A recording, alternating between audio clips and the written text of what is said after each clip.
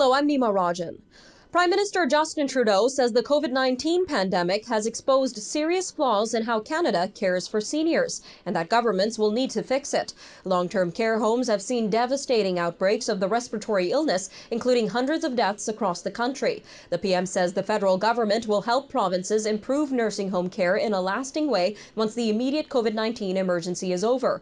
Long-term care is a provincial responsibility. Some advocates have called for including nursing home care in the Canada Health Act. This would likely mean big infusions of federal money in exchange for provinces meeting federal standards. The ban on non-essential travel across the border is set to expire next week, and Ottawa and Washington are working on plans to deal with an increase in cross-border traffic. Two provinces that see plenty of cross-border traffic, Ontario and BC, are in the earliest stages of restarting their economies. Deputy Prime Minister Chrystia Freeland says Canada is maintaining its prudent and sensible approach, and that the premiers generally share the same cautious view. The confirmed number of COVID-19 deaths, about 4,900 across Canada as of Monday afternoon, represents people who have tested positive for the viral disease. But some suggest that may not tell the whole story. As testing protocols vary from province to province, experts say using confirmed cases to measure the true impact of the virus is imperfect at best. They are calling for more accurate and real-time information. Former MP Jane Philpott, who is set to become dean at Queen's University's Health Sciences facility, admits that Canada is decades behind in data technology for public health. Now, both Canadians and Americans are reporting that spending time in public spaces is a challenging experience. A new poll says while 57% of Canadians said leaving their home for a public space is causing them some level of anxiety, 64% of American respondents felt the same way. Meanwhile, 14% of respondents say it will likely take 6 to 8 months for things to feel normal again. Now, some Canadian universities say classes this fall will be offered primarily online as uncertainty over the COVID-19 pandemic continues. In recent days, McGill University, the University of British Columbia, the University of Ottawa, and others have laid out broad plans for how they will handle the fall semester amid evolving health and safety measures. Post-secondary institutions across Canada were forced to close their campuses in March due to the COVID-19 health crisis, and they rapidly shifted their classes online. Canada's media sector was already struggling ahead of the COVID-19 pandemic, but now a dramatic decline in advertising revenue has placed even more pressure on the companies. One estimate suggests 50 community newspapers have closed since the outbreak of the pandemic, with 100 media outlets making cuts to operations in 6-week periods. Heritage Minister Stephen Guilbeault says they are looking at ways to get web giants like Facebook and Google to pay for the Canadian content they use on their platforms.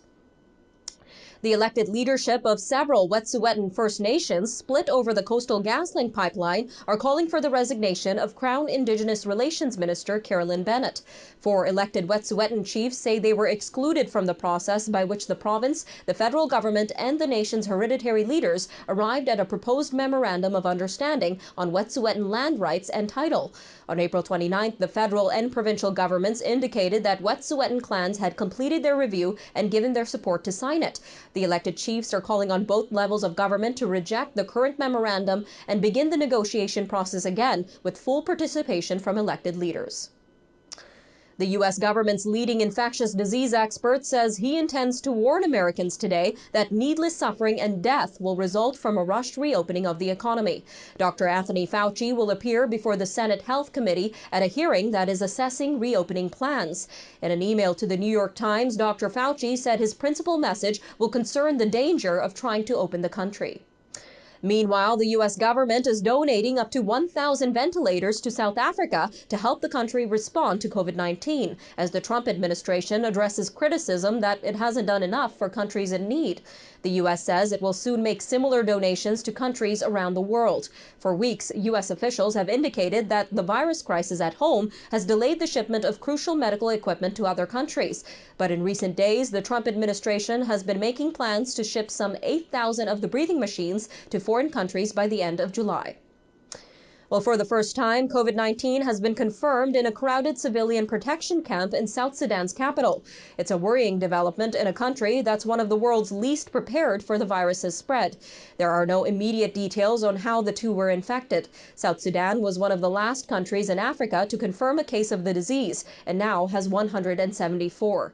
More than 190,000 people are still sheltering in UN-run civilian protection camps across South Sudan, more than a year after a peace deal ended a 5-year civil war.